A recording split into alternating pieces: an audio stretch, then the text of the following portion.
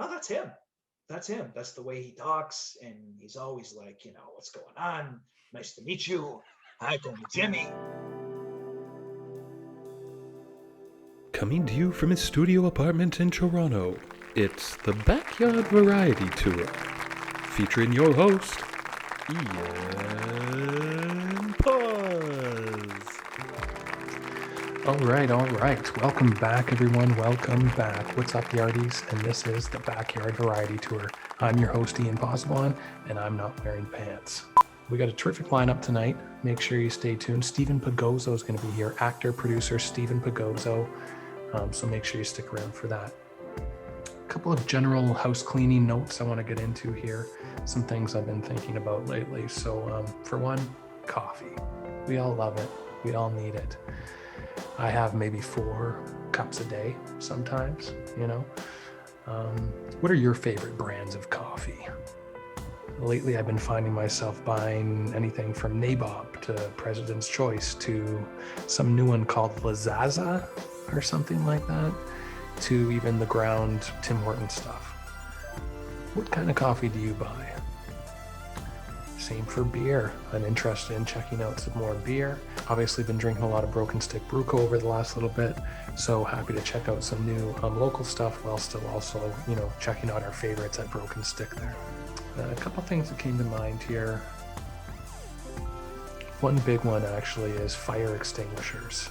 I know it seems kind of an odd topic, but they've been on my mind lately, and actually I went and bought 2 from Staples online, and they arrived in about 2 days. And I highly recommend it because, you can never be too careful, and better late than never, and whatever that other saying is about safe than sorry. I got one for upstairs and downstairs, keep one kind of in my bedroom, and then one up here with all my gear. So if you have a place that has like lots of, you got laptops, we live in a very technological age nowadays with all this stuff. You want to make sure that stuff is protected, or you're as well prepared as you can be. So yeah, I got a couple fire extinguishers. I think it's a good investment. They're like $34 each. I got 2 of them for like $70 with shipping. It was nothing. So definitely something to consider for yourself. So I just wanted to bring that to your attention. Another thing, candle. So you can see this candle here. I bought it after Christmas, but I just want to plug this candle. It's called a Times Fraser Fir candle, and it basically smells like pine needles or smells like Christmas. And I spent far too much money on these candles. I got about 4 of them. Actually, I got a couple different kinds, variations in sizes and stuff like that. So, but they smell great, and I highly recommend them. Just one more thing before we get into the half-ass jokes. I was watching some YouTube clips recently on late night talk shows. Brought back a lot of memories of the Conan O'Brien, Jay Leno late night wars. And kind of reminded me, because it's kind of sad to see Conan now. I know Conan even changed his show.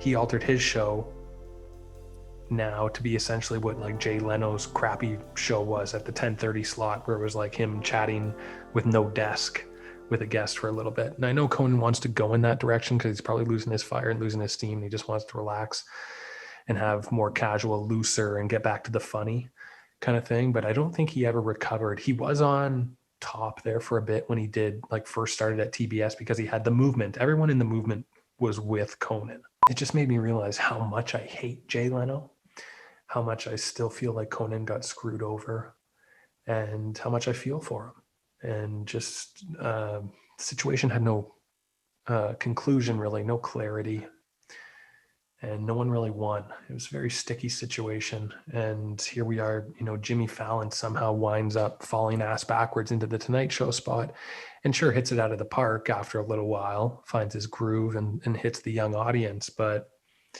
there's something, I just feel bad for Conan. He was my favorite growing up. So basically, as I was watching it, I was just like, what kind of hashtag? I'd love to put a hashtag out there like fuck Jay Leno.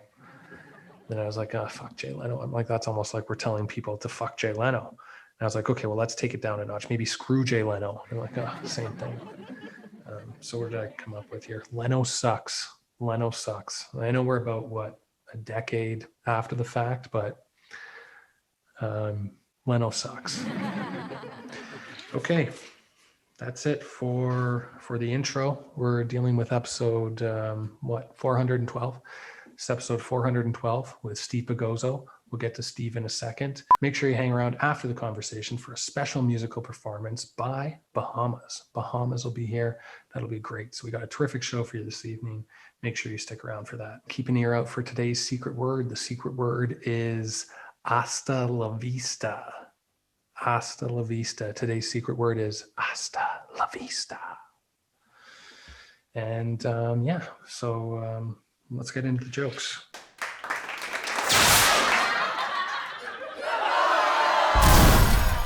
Half-ass jokes. So here's one I like. Starting a petition to ban the word fat cash because it's insensitive to currency.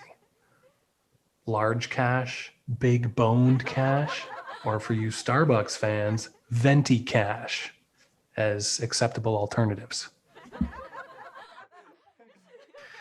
Okay, half-ass jokes. Here's one. Thank God for those Lonely Island guys. I remember when jizzing in your pants wasn't cool. They call that the Depression.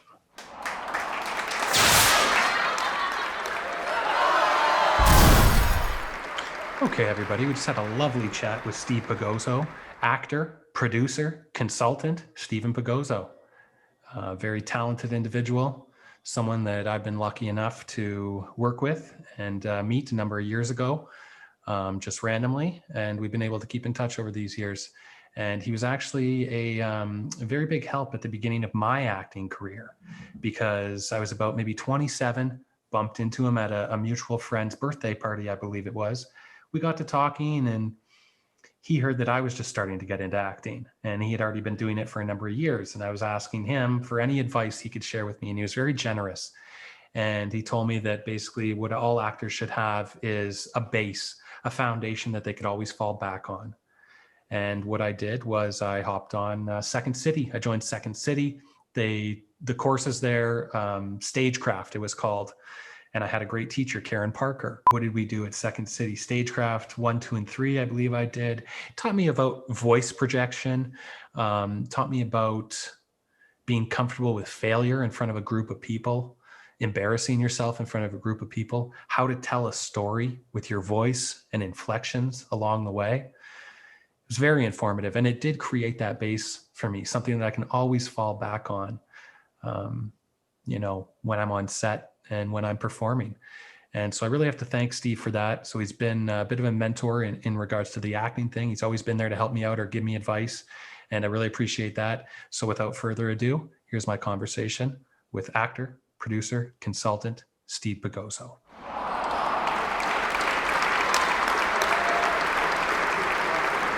Hey. What's going on? Committed-ish. Tell me about Committed-ish. Committed-ish was something that I did with a friend of mine, a longtime friend of mine, Vanessa King. She's a writer and she does some wonderful work. I've enjoyed reading her work for, as a kind of a test run. Hey, give me any feedback kind of thing. And I always appreciated how I watched her sort of writing evolve. And at a certain point, I'm like, I shouldn't really be giving you notes on this shit. Like I'll give you spell check and maybe some grammar notes, but it was tough to give her notes because her work was so tight. And so one year I went and visited her in New York and we partied, we'd done some chatting about some work, her and I. And then it just sort of kind of occurred to me, I'm like, why didn't I ask her to write a short film for me? And the reason why it occurred to me was that while I was watching a football game, she banged out like some script rewrites for a company in a 4-episode like short arc of about 10 or 15 pages a pop. And I just each quarter got this sheet of paper. I was just like, my God, you can bang this out. She's like, yeah, they kind of gave me an outline. So really, really is her thing. And I had struggled to write even a short film. I tried writing something. As you know, when you try to do short film projects, it's got to be something that works for you, something that works within, I know for me, works within a budget, which was, next to nothing. And the more I thought about it, the more I'm like, well, I wouldn't spend money. I was ready to spend some money because I had a busy year with work, and I thought, I got a few grand to kind of throw around. I'd like to do a short film because I wasn't getting a lot of acting auditions that I kind of liked, and I thought, well, maybe I could just do a little piece that I could go and throw around and maybe think about doing more. Take a little chunk and whatever. At any rate, I called her and asked her on my way home, actually from her place from New York, and she's like, "Oh my God, I'd love to." And we talked about it, and it was just sort of committed. It just kind of made sense for me as the producer, going, well, nothing's going to blow up in this thing. This is going to be something about, like having an experience that I know I can definitely sit back and say I understand this experience, and I'm not getting in deep water with a subject. I wanted something just really real. So she's like, well, how about dating? Because we were both dating at the time. We were both online dating at the time, both rather cynical as well. And so anyway, she wrote Committed-ish. Do you ever wonder if the person you're seeing isn't right for you? Now boarding. Not really. Like there are a billion people on this earth. 8 billion, actually. Why are you and me together? I mean, I really like you, but like 8 billion people. I mean, it's not like we were close to being committed or anything. Sure. Awesome. When I'm with you, I'm gonna try. Yeah. Committed-ish was basically something that Vanessa King was kind enough to write for me. We made a couple of adjustments. I knew I wanted to incorporate like swiping and stuff like that, and the whole the online sort of experience. And it was just a commentary on how we all have so many ways of staying in communication with each other, but yet we're still not honest, we're still not open, kind of thing. And just what is committed, what is being committed. I always thought it would make a really great series because as Vanessa said, well, people look for series, they want like 8 seasons, 10 seasons. And I'm like, I've been committed-ish for like 10 years now. So I mean, this could go on for 10 seasons, couldn't it? But yeah, we ended up, she ended up writing it. And then I just started kind of piecing together a production team, contacted some people that I knew, even applied for some funding and like Harold Greenberg and stuff like that. I can't remember which ones I applied for. Didn't get any of them. And then I kind of thought, you know what, if I can get it in the can for under $5,000, I think I can do that. I'll do that myself. And so I ended up getting the film in the can for about $4,500 with a lot of please and thank yous and wheeling and dealing. I guess that's where the salesmanship comes in. I was able to get a lot of free shit. And it had a pretty sweet festival run for yourself, right? Like kind of a new experience for yourself. Really won some awards and things. Yeah. What was that like? It was good. The festival experience is probably one of those ones that, things like COVID really annihilates, because I've been to film festivals where, maybe the features weren't done in a really like, in a place where you'd be like, oh, wow, this feels like a film festival. Like I've been to film festivals where they're showing films in like basically halls in hotels and stuff like that, not actually at a cinema, but they're also presenting like 12 a day. And that's how they're able to get, this many films going without having a massive facility and obviously trying to take over like a big block AMC, movie cinema. And those have been really great experiences because the camaraderie is actually quite tight, and you're really kind of stuck in this hotel and you're all kind of mashed together. And that's where I found the film festival kind of circuit or whatever was probably, it's the most beneficial in learning how to pitch, your film idea, how to talk to other filmmakers, how to be social but still have a good time. You really got to balance the two, because you can't have a good time, and some people really want to be social, but some people really want to tie one on. And if you're going to be somewhere for 3 days in a row over a weekend, and I don't actually look forward to seeing 4 films in a row. I would never really want to do that. I don't want to sit through that many sports. I don't want to sit through anything that long. It doesn't matter what it is, right? So I really liked going to the film festivals, and I liked the experience of meeting other filmmakers. That to me was the best part. And that's where, that's actually where a good chunk of money was spent on the budget. Actually, was pushing it to film festivals. That was an equally expensive experience, especially if you're going out of town and stuff like that. But a good experience nonetheless. I would definitely tell anyone who wants to get into film, actor, director, writer, producer, I don't care what, write a short film and produce it yourself. you'll learn way more than you'll ever expect to possibly learn in that process. And I think that's something I probably just waited a little bit too long to do myself, right?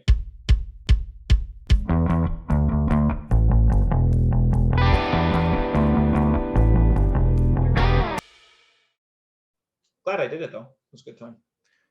And do you have anything, I mean, COVID aside, do you have anything that you were working on next, or anything that you were planning in the future for your next short film or another short film or something?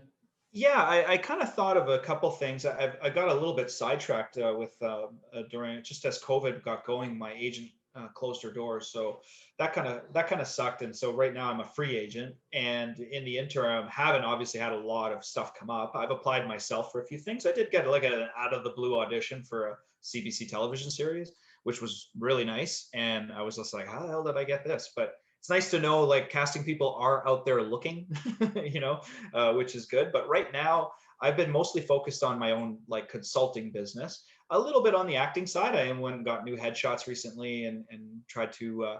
I redid my reel as well. So a couple other things, kind of preparing to look for an agent, of which I have been knocking on some doors.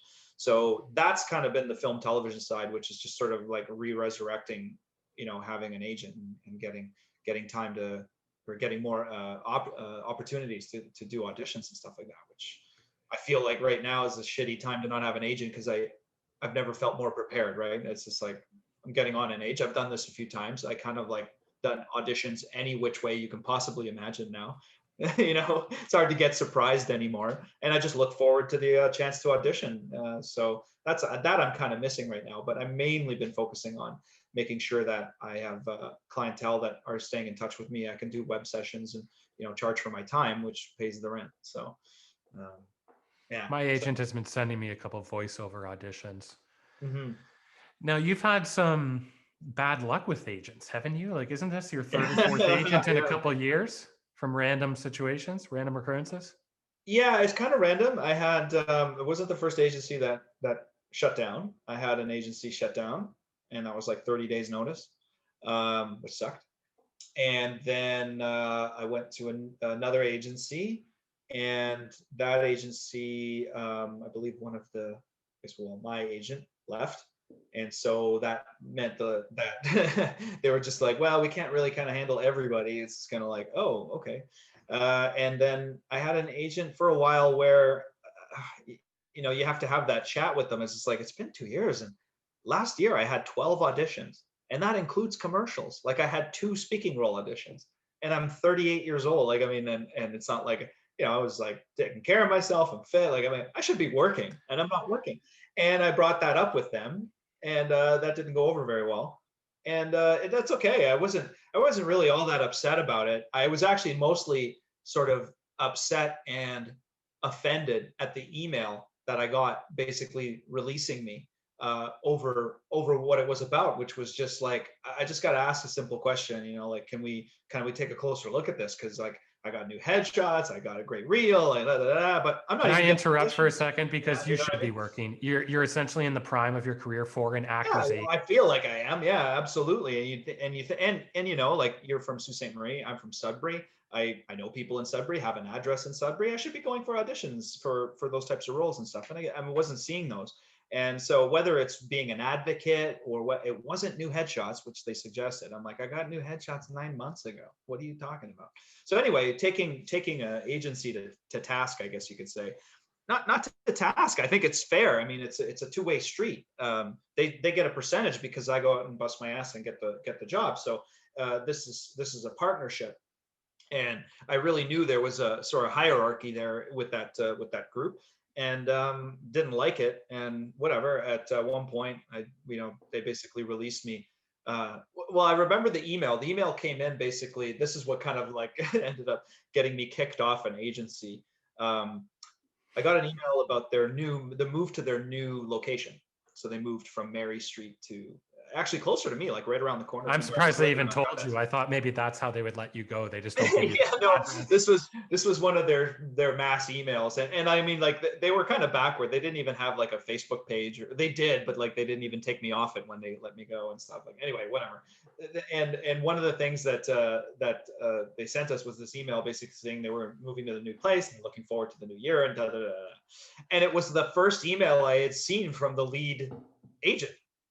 And so I was kind of like, and it was to everybody on the list or whatever. So I clicked reply all, or I think I clicked reply or whatever to whomever it was to. And I just clicked reply and I wrote, "This is awesome. Looking forward to having you closer to my doorstep, and hopefully getting something like hopefully would love to see, or hopefully getting more communication in the future as well." Is all I wrote. And I knew I was Which kind is of not a bad thing. It's not a bad thing, but I knew that saying it directly, just to say, You were I just need sparking. a little bit more feedback from you guys, Yeah. because I'm not getting it. And I'm not going to sit here and do 12 auditions in a year and have 2 speaking roles. And like, you're clearly like something's up. And a friend of mine had a friend who was also on their roster who worked all the time, and we looked very similar. So there was a lot of little things that were sort of like nagging at me. So anyway, but that's all I wrote. And 58 minutes later, I remember seeing this timestamp, 58 minutes for her to decide that I'm difficult, that my agents have said that I'm difficult to work with, and that I should go and find like other help. Representation. Well, a couple of things, and I have no stake in this game. I don't know even the agency you're with or anything. This is the first time I'm hearing about it. But 12 auditions in a year for someone who's 38, who's been working like steady in the industry for a while, that's not enough. I go out for 12 auditions a year, and I'm a part-time actor who only does it when he has time. Yeah. So No, I that's really not enough. Yeah. And also, I know the industry I know it's hard to have a personal relationship with an agent. Yes, there are cases where you will. The more successful you are, the easier it is, because they just want to be latched on. You want to be latched onto each other. Yeah. But oh shit, where was I going with that? Oh, the fact that you can't have open dialogue with someone saying, "Hey, can we have some more communication?" or "What's going on here exactly?" Like, I'm not really going out I'm not even going out as much as I'd like to, let alone yeah. And I can't book the roles if you don't send me out. So it's kind of a catch-22.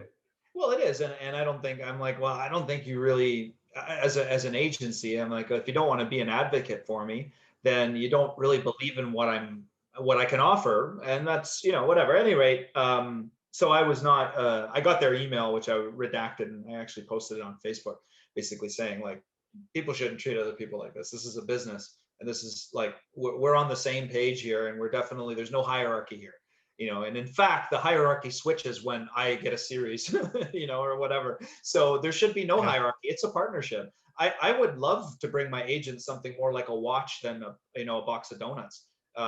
Depending on what the commish is on whatever it is that we're doing. So the business side of me is definitely one that tries to be very realistic. And in posting that redacted message, actually a friend put me through to another friend who then introduced me to an agent who contacted me, and we started talking, and I was happy to have her represent me. And she did a great job, but unfortunately life happens, and her mother was ill, and she's looking after a cancer patient, and I can understand that that's more important than a roster of 20 or so actors, and so she kind of scuttled that ship. But it was nice to switch agents, even just for the short period of time that we worked together, which was maybe about like a year and a bit, until she switched off at the beginning of COVID. But like literally our first conversation, she asked me, "Do you do a lot of commercials?" I'm like, "Oh, I haven't done a commercial in a long time. I'm almost 40 at the time." And she's like, "Oh, really? You seem to have a good commercial look." I'm like, "Yeah, I just haven't really gone up for it. I don't get them. I go out for them, but I don't get them." Sure enough, the first audition she sends me for, I get, and I'm still getting paid for, actually, thanks to Lotto 649. And then the third audition I get, just imagine, which is also, which is also another commercial for Bell. And so immediately when I knew I was going out for stuff, because I start getting auditions, and they start coming in, and then Detention Adventure came up, and a few other things. Anyway, so I want to talk about that. I want to talk about Detention Adventure, and I want to talk about some other acting things, but we're just going to step aside for 1 second.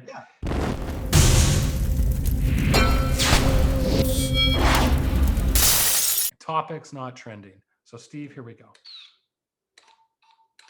Aha. Okay. 2 words.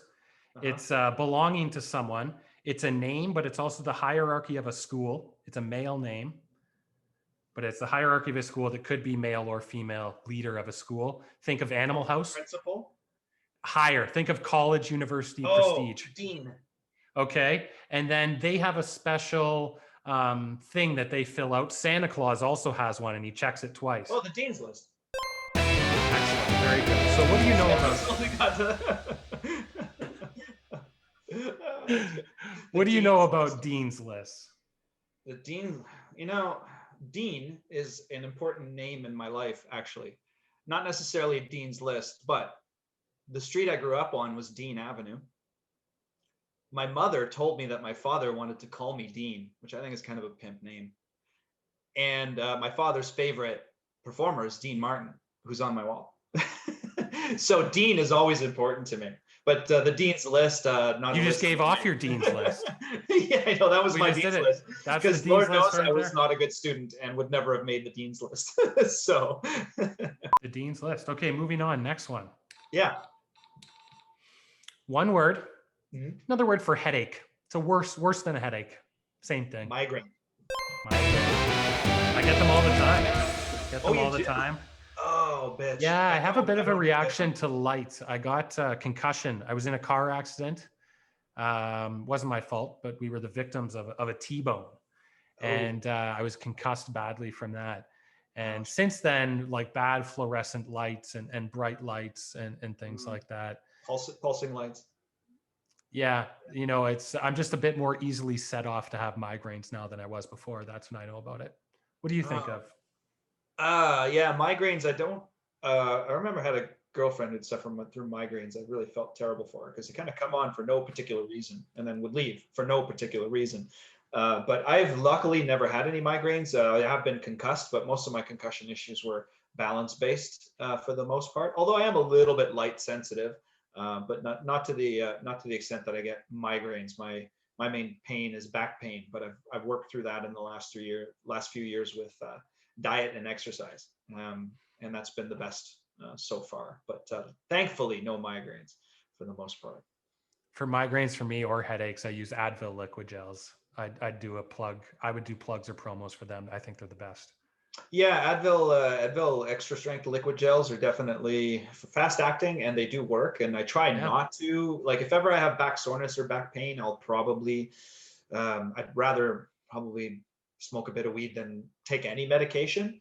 And that's because I find the more you use the medication, the more it affects you. But if you can hold off using too much Advil or even any Advil at all, but then when it's really hurting, go for a couple tablets, or you're a bigger guy like myself, I'll have 3 extra strength. It doesn't really matter. It's like candy if I'm just taking 1. So luckily I've gotten the back pain under control, because that definitely was a bad, it was getting to be a bad thing there for a while. So it's exactly like you said, though. It's fast acting and it works. Advil. It does. Okay, be a good sponsor to have. Great. Should have them sitting on the desk here. Okay, this is a saying. It's 3 words altogether. Another way to say from beginning to end. Start to finish. So from start to finish. Well, that's depending what you're doing. That could be a very long way. Yeah, start to finish. I think the first thing I think of is, yeah, but what's ever finished? You kind of I don't know about yourself, but like we're a bit different in age, but when I was younger, I would think like, okay, if I'm not doing this by this age, then I will whatever. And there's always this sort of destination or arrival point, and then after a while you realize, oh no, this is like a journey, and this shit never really ends. It's just kind of recycles itself. So that's what I always think of, because start and finish is kind of like, I'm going to start my workout and eventually I'm going to finish it. But other than that, everything else just seems to be, the same. From start to finish, just like this segment, from start to finish. That's Topics exactly. Not Trending with Steve Pigozzo. Yeah.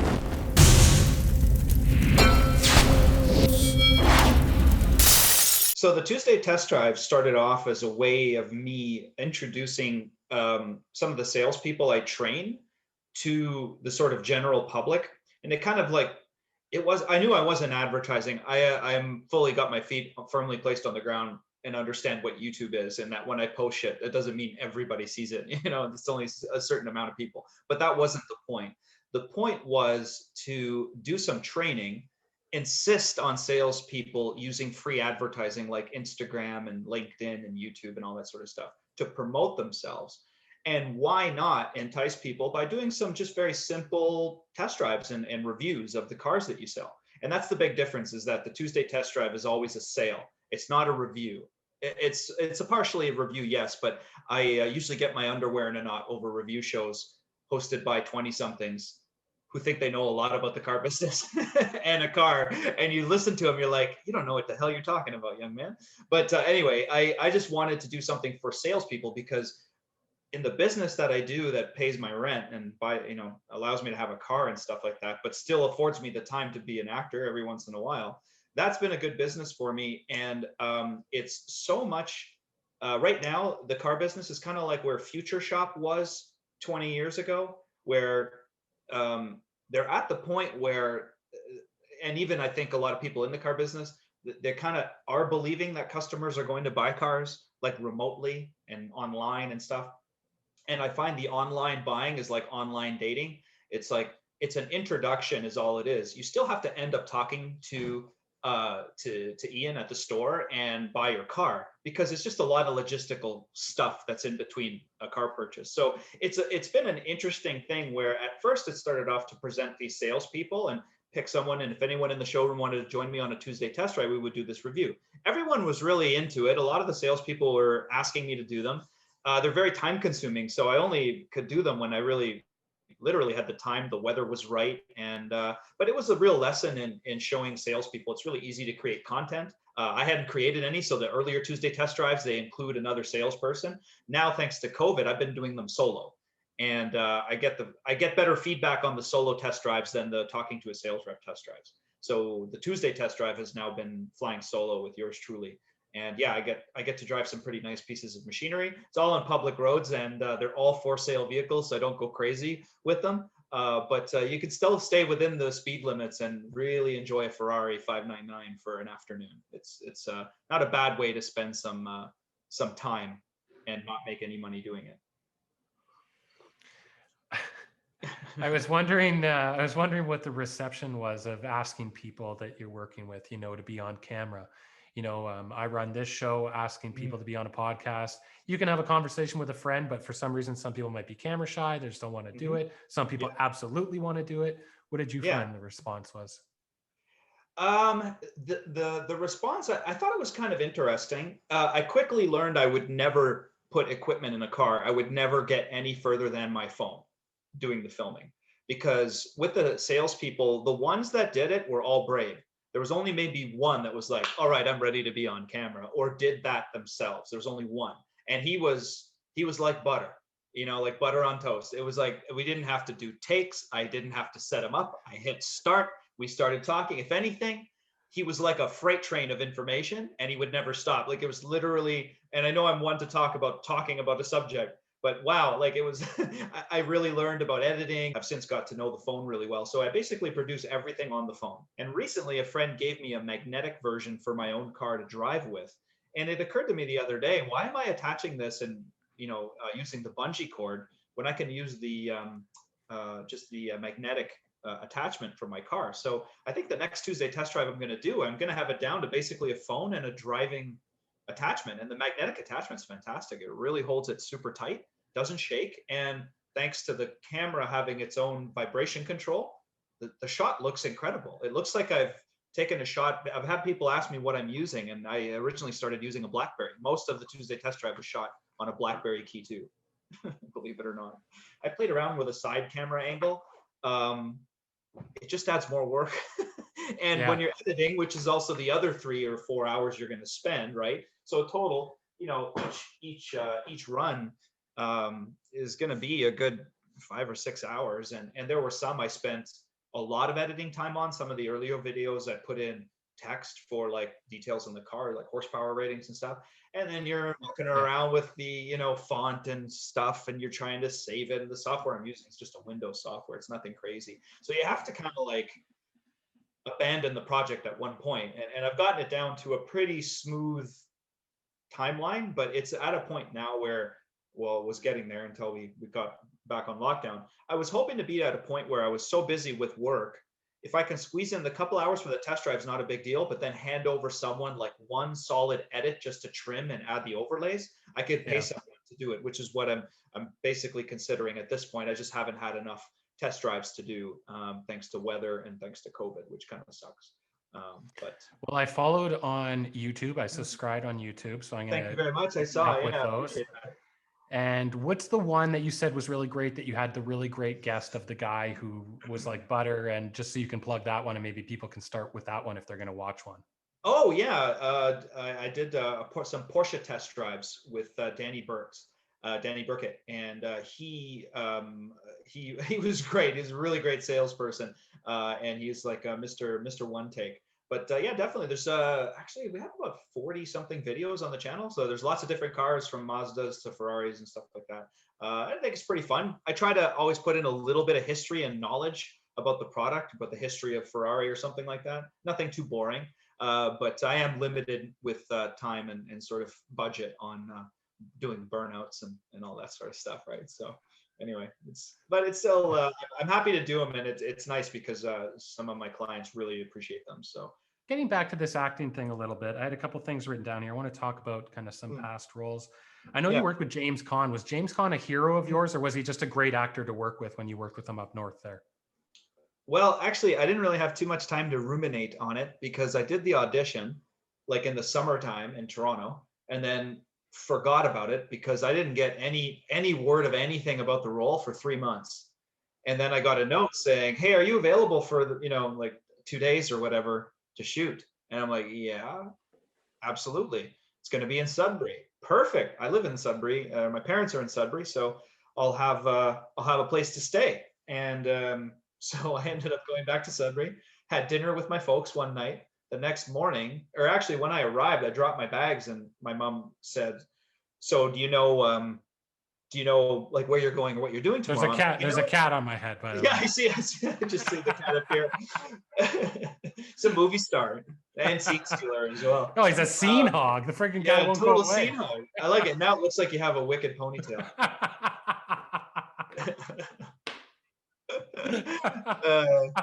Or a vestigial tail, whichever. We'll see. Yeah, no, leave it for sure. But yeah, so it was actually kind of cool because I dropped my bags, and literally when she asked me, I said, "I don't know." And then my phone went ka-bing, and it was a message from production regarding where I show up the next day. To that point, I had no idea I was working with James Caan.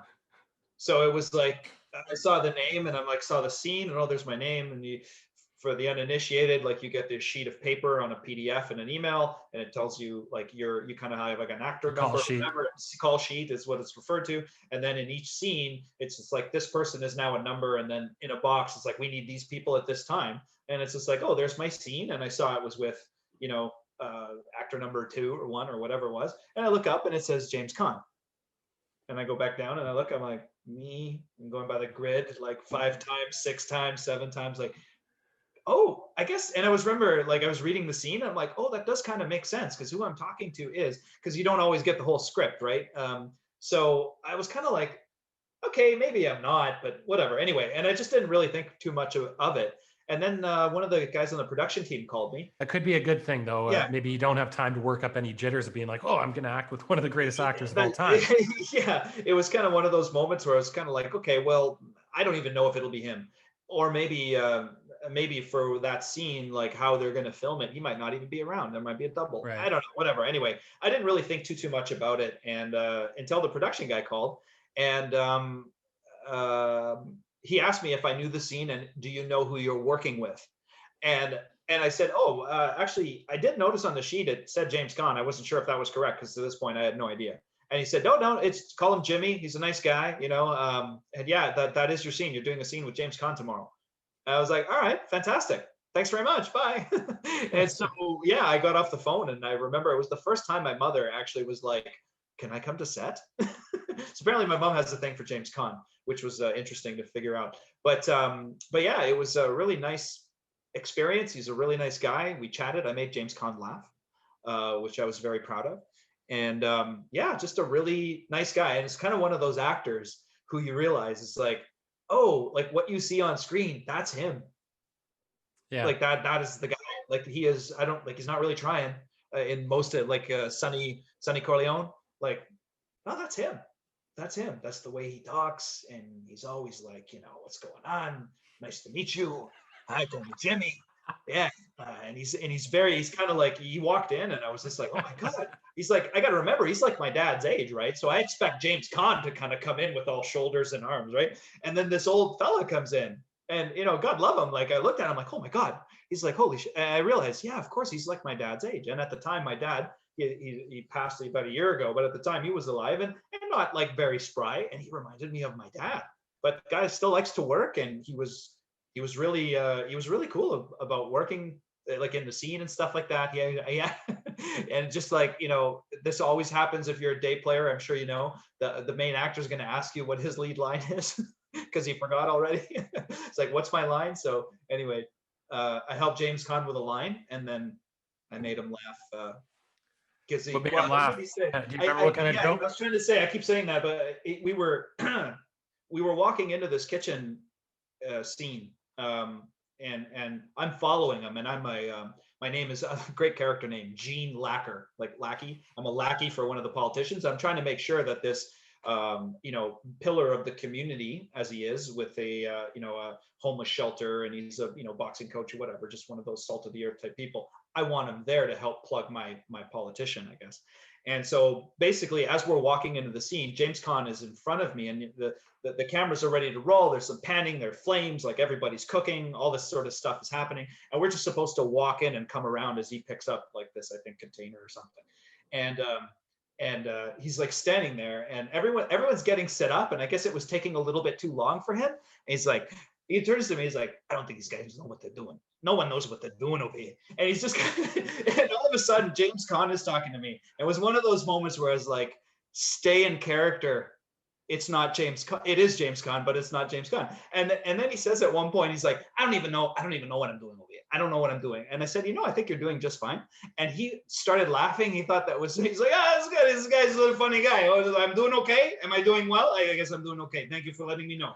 And then we took off in the scene. We did it 3 or 4 times. And it was like, he's a pro, like he's a real pro. And it was fun. And I was like, wow, that was, I think what was more fun was not doing the scene. It was actually just the banter back and forth a little bit before and after. So, but yeah, great experience. Nice. Yeah. And then you have a theater background, and is this correct? You did Glenn Ross performance? Yeah. I just recommended that movie to someone. Such a great movie. So who did you play in the play? So by movie context, it was what's his face? Pacino. Alec Baldwin. Spacey's role. Kevin Spacey. Yeah. So this poster, this one here, it says ABC, and at the top it's sales incentive. Always be closing. Always be closing. Yeah. So first prize is a Cadillac. Second prize is a set of steak knives. Third prize is you're fired. Right. So at any rate, when we did the play, I think when I saw the poster, I'm like, I'll put my name on that right now if that's okay, and I'll pay the theater company if you want. Just so that I made sure nobody got it. She's like, oh, that's very nice of you. We'll see if we can make a donation. And anyway, I guess the crew really liked my performance and wanted me to have it. So they saved it for me, which was great. And I also have the name of Jay Williamson, over the door. I have that above my bathroom. So at any rate, that play I did in Ealing in London at a place called the Questers Theatre. It was a regional theater company, but my God, the facility was insane. And we did that show for a 2 or 3 week run. It was really one of my favorite parts in the world that I've ever done, and one that I realized by I don't know, the 3rd or 4th night, I'm like, oh, this I could do 120 times. I could totally do the role. The scene is excellent, and I think as I was really happy to hear Jack Lemmon say that he preferred the movie script over the theater script, and I agree. And it was mainly for the injection of the Alec Baldwin character. And Alec Baldwin is sort of like an insane, cocaine, fueled version of what I do with sales teams, except his was far more berating. But there's a lot of people on a sales floor in the car business that know that movie and know it very well. And it is still, I think, one of the best movies like ever. I love that movie. I think Yeah, it's it great. absolutely is. I did a very short stint before my film kind of career took off. I did a very short stint at a car dealership, and all they could talk about was Boiler Room.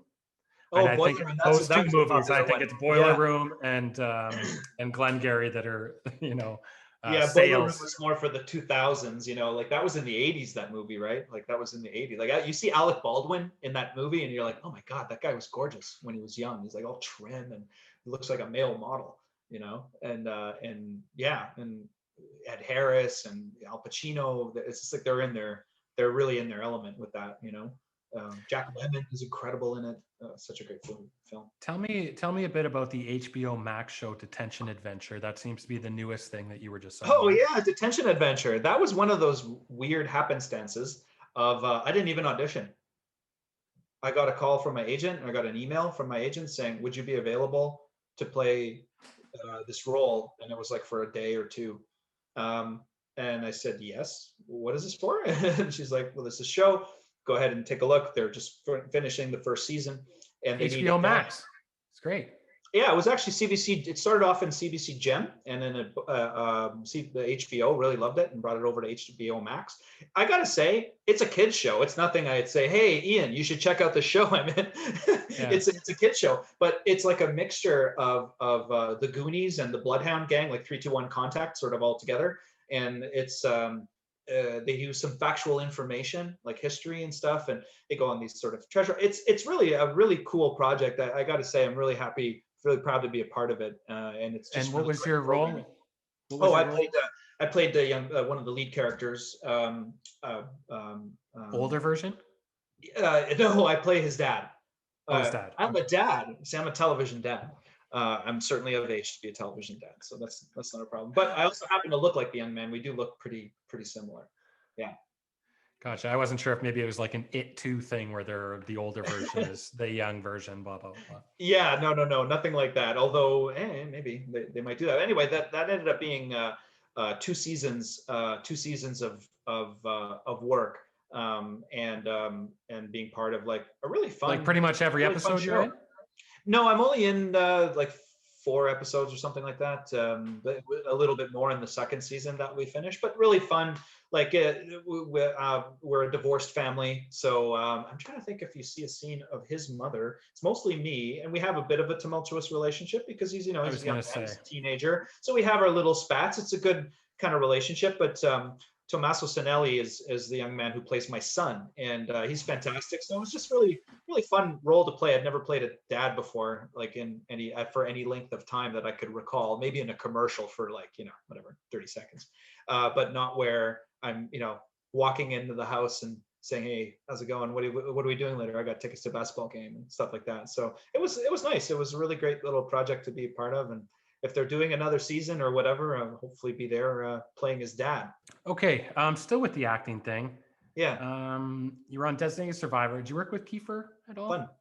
Yeah. It was a really nice scene. Actually, it was kind of a nice way to spend an afternoon. It's one of those afternoons you spend. It's just like, I wish I could do this every day.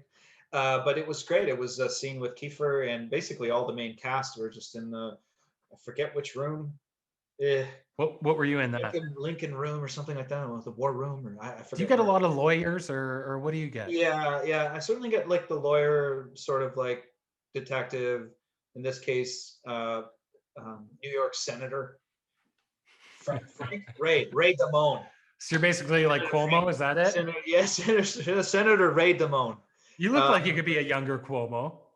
Well, you know what? I mean, I was really happy with the sort of look they gave me, which like the girls in the art department, in the costume department, just took one look at me and were like, "Oh, I got a perfect suit for you." She goes and grabs me this beautiful like Ted Baker suit and puts it on me, and she just like automatically is like, "I see you as like a kind of like this handsome, sort of brash Italian senator." I'm like, "Go with it. I love it." So she just put me in this beautiful suit, and like really, really like, she's like, "I think you would be really well dressed. I think you'd be really like, you wouldn't be wearing a floppy suit." I'm like, "No, I like my suits trim, and she anytime, you're working with the wardrobe and your sizes as a guy, they're like super happy. But most guys are like, I don't know, just measure me.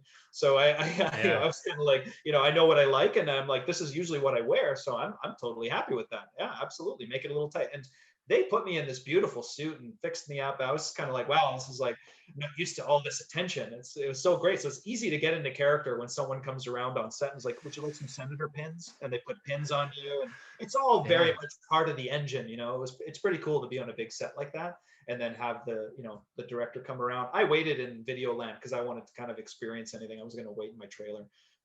Ended up sitting there, and always a good lesson. If you can wait in Videoland, go wait in Videoland, because who did I sit beside? The producer who really advocated for my role, because he remembered my Blundstones I wore, or he saw my Blundstones and said, those are great shoes. I really love my Blundstones. And he looked at me, he goes, you're Steven, right? And I'm like, yeah, you are. And he's like, oh, I was on the other side of the glass, kind of like he was looking remotely. And he said, I really liked your scene. That was great. And I'm looking, thanks for coming in. And he's saying thank you to me. I'm like, oh, thanks for the gig, man. Like, holy shit, you should be thanking me. But yeah, always a good reason to sort of be present on set and not just sit in your trailer, kind of get a vibe of the place. So. It's interesting what you said about wardrobe. My most recent commercial, which, was a couple of years ago, I played basically like a villain with a mask who like lives in a forest kind of thing for an interstate. Oh yeah, I remember. Yeah. I remember that. I saw. But for the wardrobe fitting, I went in and I wore about 3 different things.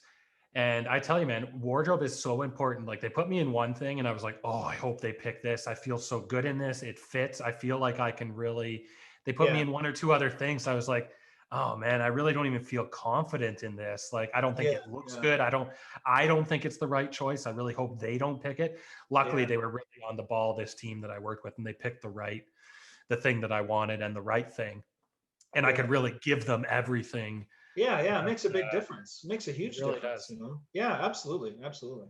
Especially when you're talking about roles where you're, I'm a senator. I'm supposed to be, obviously, I suppose I hopefully feel like, at least exude like I know what I'm doing, which is a lot easier when you're in your beautiful tailored suit, all cinched in, whatever. It was really it's a really fun process, actually, and interesting process, even when you're in that kind of an environment on set, on detention, or not on detention, but on Designated Survivor, where there's just so many people. There's just so many people on set, and like you're basically on an entire White House sort of mock-up, right?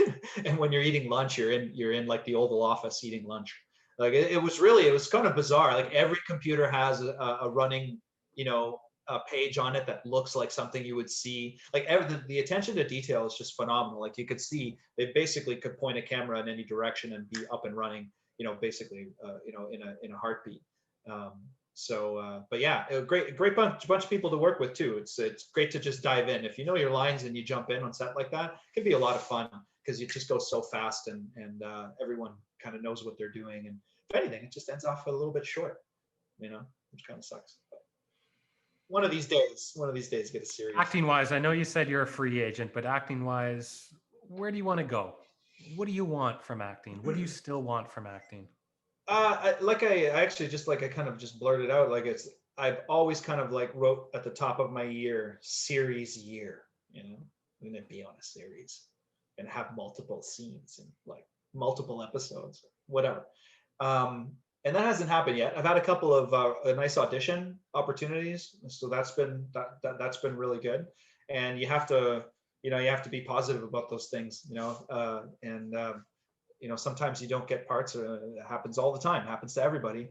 Some people go on a serious tear. I mean, I've worked with some people who have gone on been in audition classes with people who I'm still connected with, and they get a role on a series, and that turns into another job, which turns into another job, and then just kind of snowballs. And for me, hopefully that day will come. I'll get a shot. I got a nice shot at a character, like an 8-episode kind of character this year, and that was really nice. I think the best thing that came out of that was I impressed the casting agent, and she's an important casting agent in Toronto. So, what was that? 8 episodes of what? I didn't see that. Frankie Drake. I'd done nice. An audition. Yeah, I'd done an audition for Frankie Drake Mysteries, playing some Italian guy named Enzo. So anyway, it was really one of those auditions that's like, oh, you see it and you're like, this is awesome. I love this. This guy's like a race car designer. I basically pay my dad on camera for, you know, a few episodes. So it was really easy part to get kind of my teeth. What's that on? Is that on Netflix or anything? Where can people see that? Frankie Drake is on CBC. CBC Gem? I think CBC television. You might be able to get it on Gem, perhaps, or the website. I think a lot of CBC stuff, you can just go to the website and watch. You don't have to have Are you familiar with the sports host and I guess mental health advocate Michael Landsberg? I think you could play a young.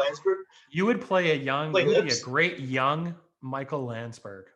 I just you should do the CBC. You've worked with CBC a couple of times. Well, you just lost the role. Yeah, exactly, right. There you go. No, but you worked with CBC a number of times. I mean, why not the Michael Landsberg story? It could be great. I guess, yeah. I mean, create some fake drama behind the scenes. Yeah, sure. He starts out as a sports anchor, and then he moved to his Off the Record show. Off the Record was great. I used to watch it every day at 5:30. He'd have sports guests on. It was a podcast before a podcast. You know? Yeah, no, that's very true, actually. And it was very simple setup. You know what I mean? Not that it was like groundbreaking or anything like that, but he did have a popular show there for a little while. Well, man, I think that's pretty much it. We have one last thing that we do here, and that's called the Gauntlets. The Gauntlets. What is your favorite piece of clothing? Great question. I haven't been asked that question before. What's my favorite piece of clothing?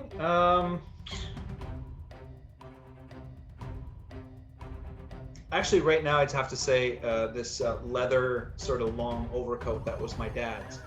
And it's so pimp. It's got this high, shiny leather collar. It's like really, really badass, and I love it. Can you take a photo in that after the show and send it to me, and I can put it up on the screen? Yeah, for sure. It's a pretty badass coat. Yeah, so that'd be right now my current favorite piece of clothing, I'd say, for sure. Who or what is your spirit animal? My spirit animal? Never thought of that before. Who or what is my spirit animal? Ryan Reynolds is my spirit animal. I'd say that. What shape is the sky? What shape is the sky?